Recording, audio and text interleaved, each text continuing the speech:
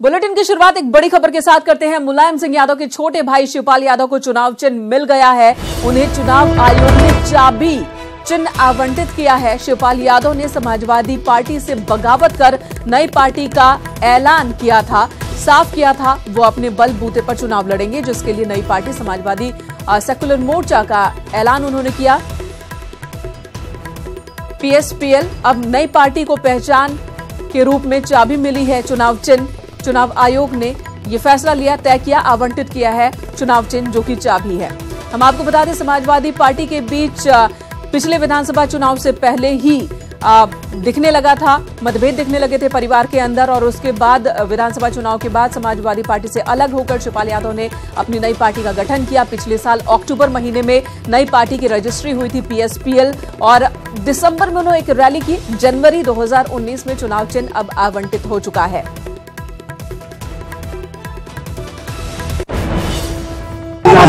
ये गठबंधन बिना प्रगतिशील समाजवादी पार्टी का अधूरा।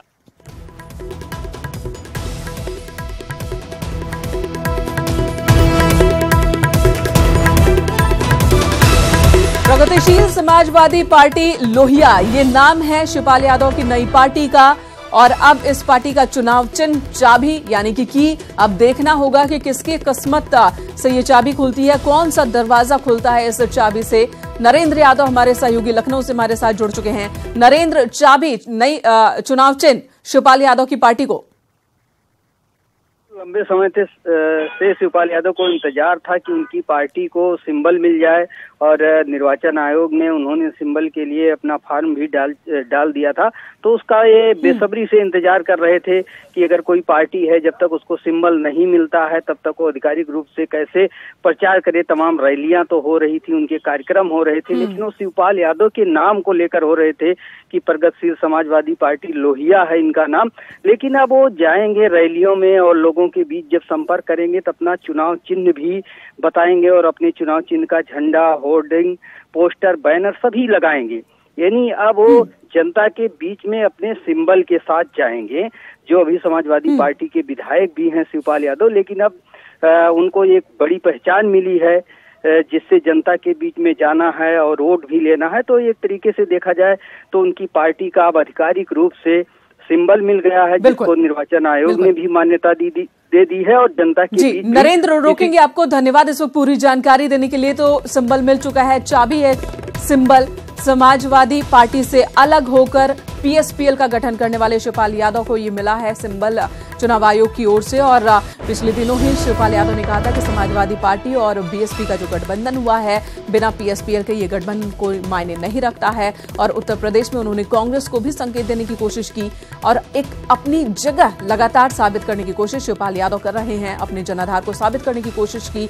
रैली भी पिछले दिनों की उन्होंने दिसंबर के महीने में एक, और अब सिंबल मिल चुका है। पूरी तैयारी के साथ अगले लोकसभा चुनाव के लिए मैदान में अब शिवपाल यादव की पार्टी नजर आएगी। इधर लखनऊ में समाजवादी पार्टी के राष्ट्रीय अध्यक्ष अखिलेश यादव और बिहार के पूर्व उप मुख्यमंत्री तेजस्वी यादव ने संयुक्त प्रेस कॉन्फ्रेंस कर हमला किया है केंद्र सरकार पर, बीजेपी पर। तेजस्वी ने अखिलेश और मायावती को यूपी में गठबंधन के लिए तेजस्वी ने बधाई दी है। बीजेपी पर हमलावर हुए। उन्होंने कहा कि देश में अघोषित इमरजेंसी जैसे हालात हैं, जिसके खिलाफ इस बार देश की जनता बीजेपी का सफाया कर देगी। तो वहीं अखिलेश यादव ने तेजस्वी का पटना से यहां आने पर धन्यवाद किया। साथ ही कहा कि समाजवादी पार्टी बीएसपी गठबंधन से पूरे देश में खुशी है। हालांकि दोनों नेता सीट बंटवारे पर कुछ भी कहते नहीं सुने गए। जो गठबंधन जो लालू जी ने जो कल्पना करने का काम किया था, आज जाकर के जो साकार हुआ है, हम इसके लिए सबसे पहले अखिलेश जी को हम धन्यवाद देने आए हैं, और मायावती जी को भी हम कल मिलकर के आए, उनको भी हमने धन्यवाद दिया कि देश हित में ये आप लोगों ने कदम उठाने का काम किया है। और मुझे पूरा विश्वास है, यूपी की जनता पर विश्वास है कि आने वाले चुनाव में ये पूरी तरीके से इस गठबंधन को समर्थन देने का काम करेंगे। और ये मैसेज जो है, जो संदेश जो है इस गठबंधन का, ये सिर्फ यूपी में ही नहीं गया है, ये बल्कि पूरे देश में गया है। सही मायने में जब आप आए हैं और बधाई दी है तो जनता के बीच में एक संदेश गया है कि इस गठबंधन को सीमेंटिंग करने का काम और हम लोग करेंगे। और आप लोग तो तेजस्वी कल रात ही लखनऊ पहुंच गए थे, तब से ही राजनीतिक स्थिति और भी थोड़ी गर्म हो गया था माहौल। और अब बीजेपी की ओर से तेजस्वी ने जो बयान दिया मायावती अखिलेश के गठबंधन पर, जो मुलाकात की तारीफ में कसीदे कड़े हैं, उस पर बीजेपी ने तीखी प्रतिक्रिया दी है। गानी शादी में अब्दुल्ला दीवाना, ये सब वो लोग हैं जिनका कोई यहां वजूद नहीं है। और नरेंद्र भाई मोदी के जो गरीब कल्याण की योजनाएं हैं उनसे सब ये बौखलाए हुए हैं। एक स्वच्छ शासन प्रशासन देने का काम हमारी केंद्र की सरकार ने दिया है, एक ईमानदार शासन हम ये दे रहे हैं। तो जो कुछ लोग जेल में हैं, कुछ लोग बेल पर हैं, घोटालों में संलिप्त हैं, और बीजेपी की ओर से नए गठबंधन पर भी लगातार हमले हो रहे हैं। मंत्री मोहसिन रजा ने कहा कि ये जो गठबंधन है भ्रष्टाचार में डूबे और डरे हुए लोग जो वजूद बचाने की कोशिश कर रहे हैं, उसी का नतीजा है। आप समाजवादी पार्टी को देखें, चाहे बहुजन समाज पार्टी को देखें, चाहे आप लालू प्रसाद जी की पार्टी को देखें जिसमें तेजस्वी यहाँ आए, ये सब के सब कहीं ना कहीं आरोपी रह चुके हैं। इनके परिवार के लोग आरोप से ग्रसित लोग हैं, जिन पर भ्रष्टाचार का बुरी तरीके से आरोप में जकड़े हुए लोग हैं, सजा याफ्ता। बात मुख्यमंत्री योगी आदित्यनाथ की करते हैं, जो कि गोरखपुर पहुंचे थे और गोरखपुर में सीएम योगी आदित्यनाथ ने रोजगार मेले का उद्घाटन किया, युवाओं को संबोधित किया। उन्होंने कहा कि अब तक प्रदेश सरकार ने 1,30,000 युवाओं को सरकारी नौकरी उपलब्ध करवाई है। सरकार 69,000 शिक्षकों और 50,000 पुलिस की भर्ती भी करने जा रही है। कंपनियां यहां पर आई हैं जिसमें 6,000 से अधिक यूथ को नौकरी और प्लेसमेंट की सुविधा उपलब्ध होगी। यह रोजगार और नौकरी को उपलब्ध कराने प्रदेश सरकार ने शुरू से ही रोजगार पर ध्यान दिया। प्रदेश सरकार के पास जितनी नौकरियां थी, अब तक 1,30,000 से अधिक नौकरियों को हम पूरी पारदर्शी तरीके से पूरा करके नियुक्ति पत्र नौजवानों को दे चुके हैं। 69,000 शिक्षकों की नियुक्ति की प्रक्रिया हमारी अंतिम स्टेज में है। फरवरी माह में हम 69,000 नौजवानों को नियुक्ति पत्र उपलब्ध कराएंगे। 50,000 पुलिस की भर्ती इसी महीने हमारी संपन्न होने जा रही है। इसके अलावा विभिन्न विभागों में 50,000 और नियुक्तियां हमारी फरवरी तक सामने आ जाएंगी। इधर आम चुनाव की तैयारियों में सभी पार्टियां जुट गई हैं। बीजेपी भी तैयारियों में जुटी है, लेकिन आम चुनाव से पहले गोरखपुर में भारतीय जनता किसान मोर्चा की राष्ट्रीय कार्यकारिणी की बैठक होनी है। इस कार्यक्रम के लिए तैयारियां शुरू हो चुकी हैं। सीएम योगी आदित्यनाथ ने खुद मौके पर पहुंचकर कार्यक्रम स्थल का जायजा लिया, अधिकारियों को कार्यक्रम की तैयारी के लिए दिशा निर्देश दिए। 2 दिवसीय कार्यक्रम 23 और 24 फरवरी को होने हैं। पहले दिन बीजेपी राष्ट्रीय अध्यक्ष अमित शाह कार्यक्रम का उद्घाटन करेंगे। समापन समारोह में कार्यक्रम में पीएम मोदी शामिल होंगे, लोगों को संबोधित करेंगे। सरकार की योजनाओं का बखान किया जाएगा। इस कार्यक्रम में सीएम योगी आदित्यनाथ भी मौजूद रहेंगे। गोरखपुर में भारतीय जनता किसान मोर्चा के पदाधिकारियों की एक राष्ट्रीय कार्यकारिणी की बैठक आगामी 23 और 24 फरवरी को प्रस्तावित है, जिसको लेकर भारतीय जनता पार्टी के चाहे कार्यकर्ता हों, पदाधिकारी हों या खुद सूबे के मुख्यमंत्री योगी आदित्यनाथ हों, वो लगातार इस पे नजर बनाए हुए हैं। आज खुद फर्टिलाइजर में जहां पे ये अधिवेशन होना है, वहां पे मुख्यमंत्री योगी आदित्यनाथ उसका निरीक्षण कर रहे हैं, अधिकारियों को निर्देश दे रहे हैं कि किस तरीके से व्यवस्था की जानी है। साथ ही पार्टी के पदाधिकारी और जो किसान मोर्चा के पदाधिकारी हैं, उनको भी ये निर्देश दे रहे हैं। करीब देश भर से 5,000 जनप्रतिनिधियों के यहाँ पे रहने, खाने और ठहरने का 2 दिन का इंतजाम करना है। किसान मोर्चे का जो राष्ट्रीय अधिवेशन है, उसका उद्घाटन भाजपा के राष्ट्रीय अध्यक्ष अमित शाह को करना है, जबकि समापन प्रधानमंत्री नरेंद्र मोदी करेंगे और इसी के साथ एक विशाल जनसभा को भी संबोधित करेंगे। कैमरा पर्सन मनोज शाही के साथ रामगोपाल द्विवेदी, न्यूज 18 गोरखपुर। उधर लखीमपुर खीरी में राजनाथ सिंह ने एसएसबी मुख्यालय के प्रशासनिक भवन का उद्घाटन किया। इस मौके पर उन्होंने कहा कि एसएसबी और सेना के अस्पतालों में क्षेत्रीय लोगों का भी इलाज होगा। राजनाथ सिंह ने भारत नेपाल सीमा से होने वाली तस्करी पर कमी आने की बात कही। साथ ही झारखंड के दुमका हमले में शामिल नक्सलियों को एसएसबी ने मार गिराया है, जिसकी उन्होंने सराहना की।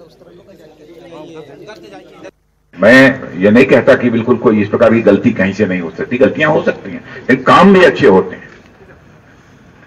यह कोई दावा नहीं कर सकता कि कोई इंडिविजुअल अपने में परफेक्ट हो, ये दावा नहीं, अथवा कोई ऑर्गेनाइजेशन परफेक्ट हो, यह भी दावा नहीं कर सकता। बड़ी खबर इस वक्त लखनऊ से आ रही है। मंत्री मोहसिन रजा को जान से मारने की धमकी मिली है। यह धमकी किसी शख्स ने अज्ञात नंबर से फोन कर दी है। मोहसिन रजा ने डीजीपी से शिकायत की है, जिसके बाद पुलिस जांच कर रही है। ये नंबर किसका है, पुलिस ट्रेस करने में जुटी हुई है। मोहसिन रजा जो कि मंत्री हैं यूपी कैबिनेट में, यूपी सरकार में, और उन्हें धमकी मिली है, फोन पर यह धमकी मिली है, जान से मारने की धमकी मिली है, जिसके बाद डीजीपी को मोहसिन रजा ने शिकायत की है। पुलिस अब नंबर ट्रेस करने में जुटी हुई है।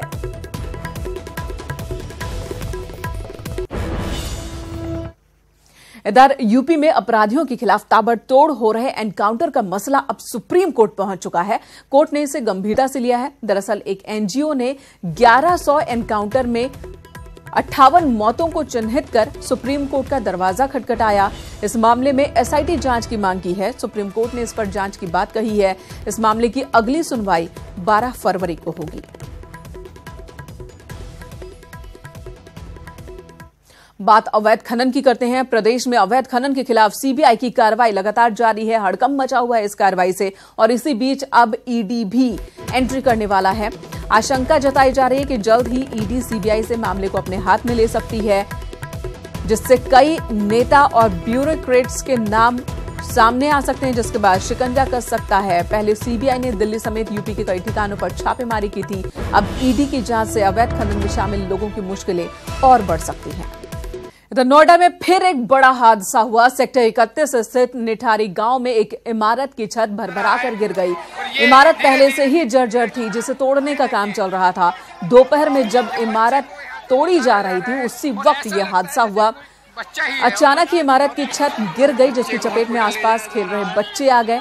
दबने से एक बच्चे की मौत हो गई। 3 बच्चे घायल हुए हैं, जिन्हें अस्पताल में भर्ती कराया गया। मैंने एक बच्चे को खुद अपने हाथों से मैंने निकाला है। उससे पहले भी 3 बच्चे निकल चुके हैं। 4 से 5 बच्चे अभी कुल मिला के यहाँ से निकाले जा चुके हैं। बाकी तो अभी रेस्क्यू चल रहा है, और बाकी राहत कार्य आम आदमी के द्वारा ही चल रहा है। यहाँ पर कोई भी सहायता, ऐसी सहायता, पुलिस तो मौके पर यहाँ पर पहुँच चुकी है, लेकिन सरकार के माध्यम से जो कहा जा रहा है कि आम जन का हम ख्याल रखते हैं, कोई ऐसा हादसा न हो जाए हमारी वजह से, पूरे सुरक्षा इंतजाम पूरे रखे जाते हैं। लेकिन आज कहीं ना कहीं कमी खलती दिख रही है। 3 लोग घायल हुए हैं और एक मिसहैपनिंग की सूचना मतलब है। हॉस्पिटल में तीनों का इलाज चल रहा है। मुआवजा भी दिया जाएगा। पूरी जांच की होगी, इसमें जो भी दोषी होगा उसकी कार्रवाई होगी। हमारे सहयोगी नोएडा से हमारे साथ जुड़ गए हैं। कुणाल, फिर एक हादसा, एक बच्चे की मौत, 3 घायल, फिर उसी तरह की रस्मी बयानबाजी, लापरवाही साफ साफ दिख रही है।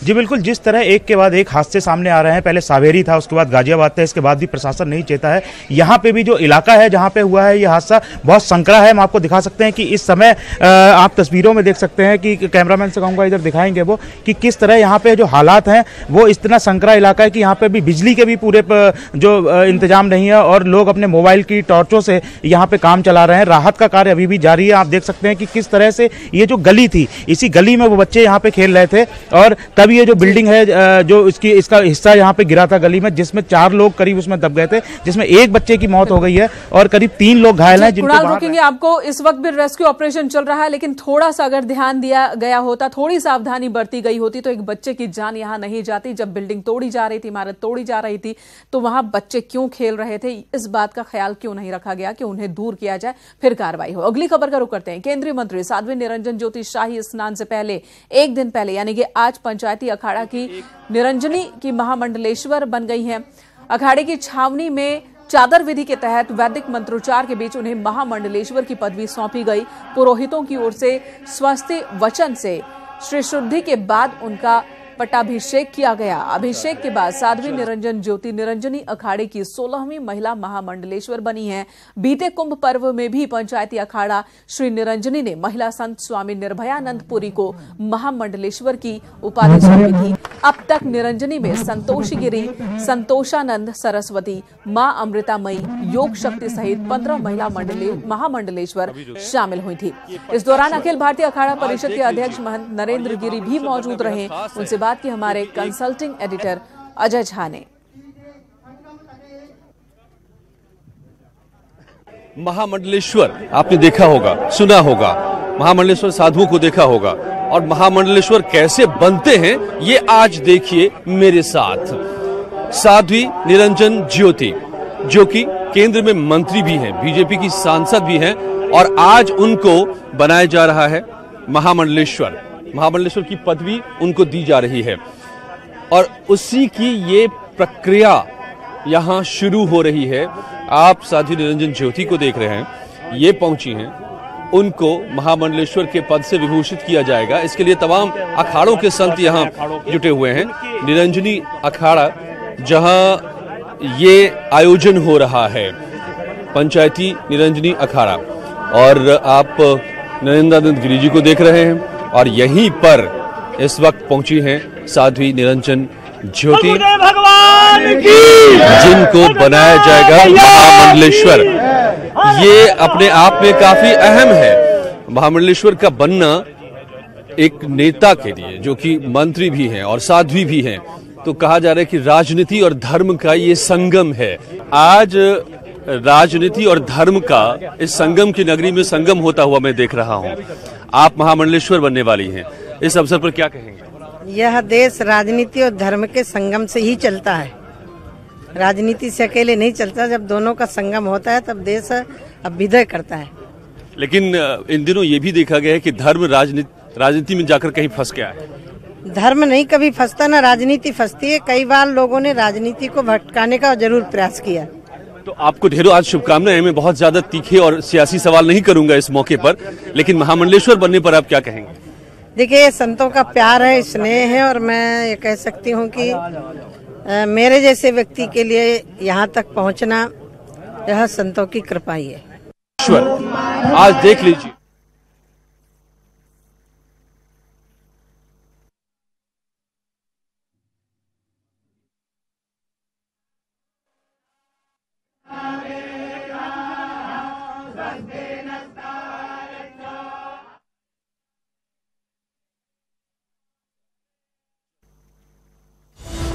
और इस वक्त बड़ी खबर भदोही से, जहां स्कूल वैन हादसे में बड़ी खबर है।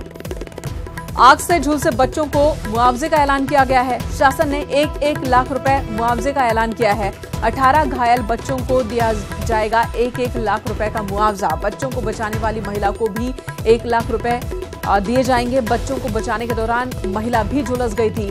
जिलाधिकारी राजेंद्र प्रसाद ने ये जानकारी दी है। तो शासन की ओर से मुआवजे का ऐलान किया गया है, जो कि स्कूल वैन में बच्चे झुलस गए थे, उन्हें और उन्हें बचाने वाली महिला को। फिलहाल बुलेटिन में